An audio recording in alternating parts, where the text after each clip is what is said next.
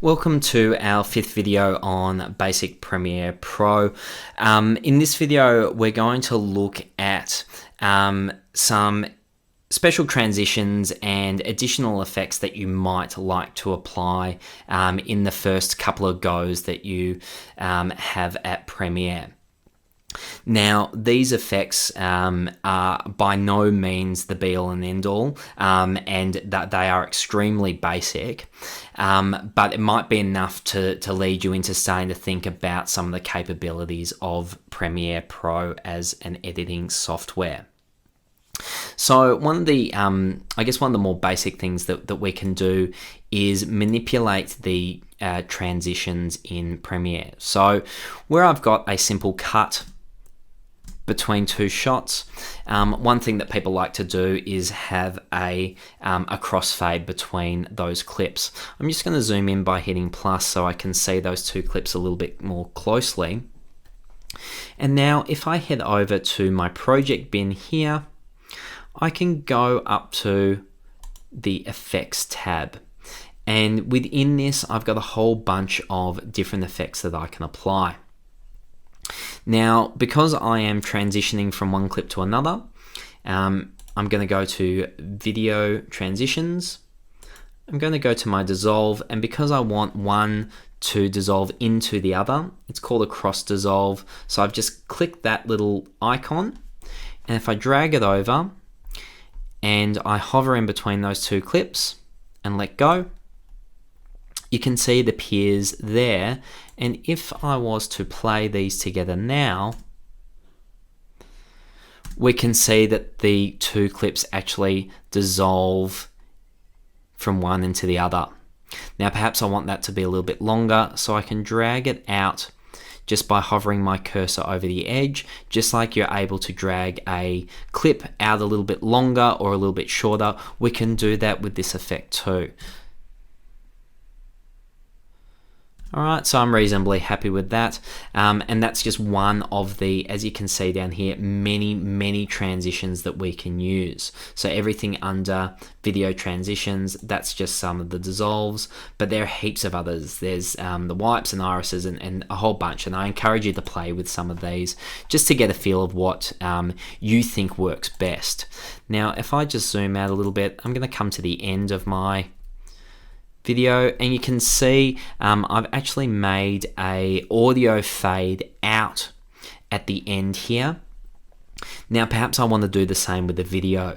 So here, if I go and use the dip to black transition, hover over the end of my clip, let go, click within it and drag it out, now I should be able to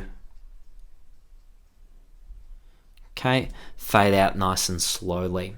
Some other additional effects that we can apply is, I guess one of the ones that people often use are color grading. So if I actually select one of my clips, and if I go up to color, just here, so not at the very top, but over in underneath in my options, I've actually got color options opened up as a separate panel. Here I can manipulate things just like I would in Lightroom. I can change the vibrance to make things a bit brighter, or perhaps a little bit more saturated if I want to add some mood. Bring the saturation down as well. Right, so now I've effectively turned it black and white. That might be a little bit too extreme. Other things that I can do is tint certain colors, so I can make things a little bit more yellow just by selecting within this color wheel certain things, but again I want to increase the mood, so I'm going to make it a little bit colder. And likewise in my highlights, I can change that so that the highlights are orange and then the shadows are teal.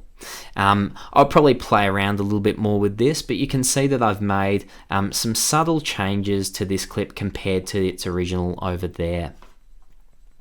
There are additional ways that we can edit, so we can use curves to actually bring down some of the shadows and boost some of the highlights perhaps. and we can do that for red, green and blue individually. So perhaps I want to boost my blues a little bit.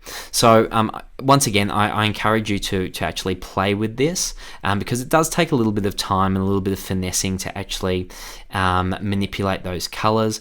And so once I have finished with my color panel, I can just click on the little 3 bars there and hit close panel to get me back to my original setup if I no longer need to look at it. Some other effects that you can apply is to manipulate perhaps the speed or the duration of a clip. Let's say I've got something really dramatic. This one here is probably a dramatic clip.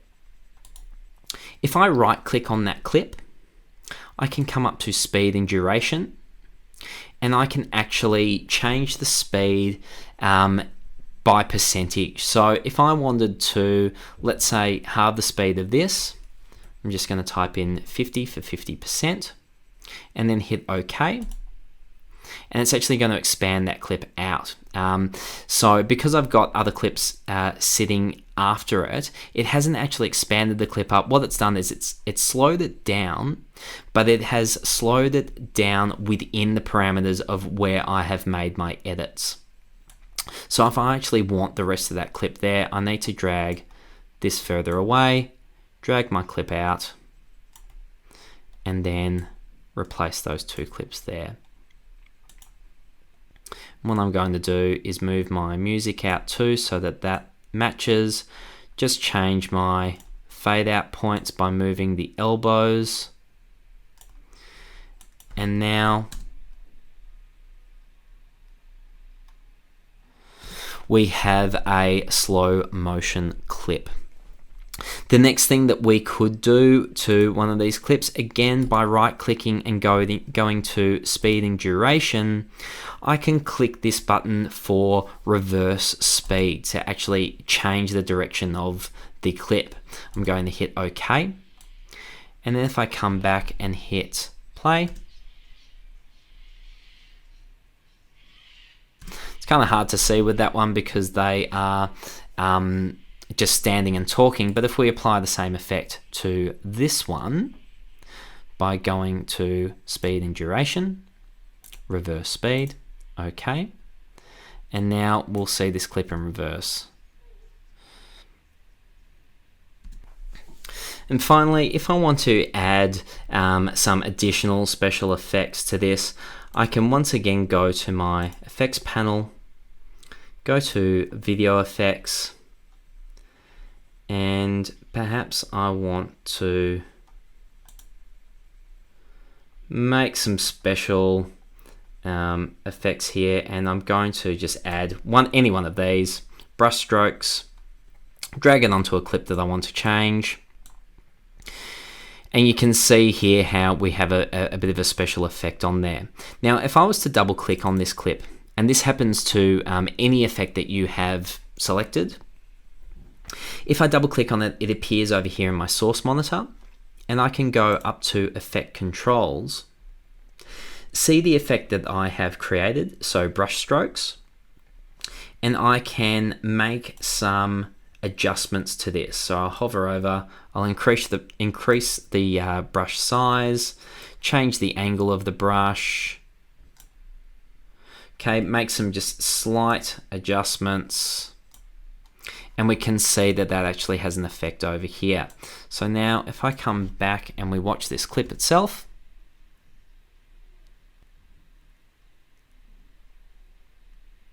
okay, and you probably saw there that there was a bit of buffering because obviously Premiere Pro now has to process additional information, not just the clip itself, but also the effects. So it does stagger a little bit, but it does not affect the overall end result.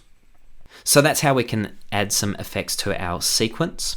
A good rule to apply is just because you can apply these effects doesn't necessarily mean that you should. So really think about those situations where a clip really requires an effect. And you know, it's probably going to produce a better result than just dragging in some of these different effects willy-nilly just because they're available to you. In subsequent videos, we're going to look at how to finally export your video. But please do check back to some of the other tutorials to help you with starting out in Premiere Pro. But for now, thank you for continuing to watch this channel.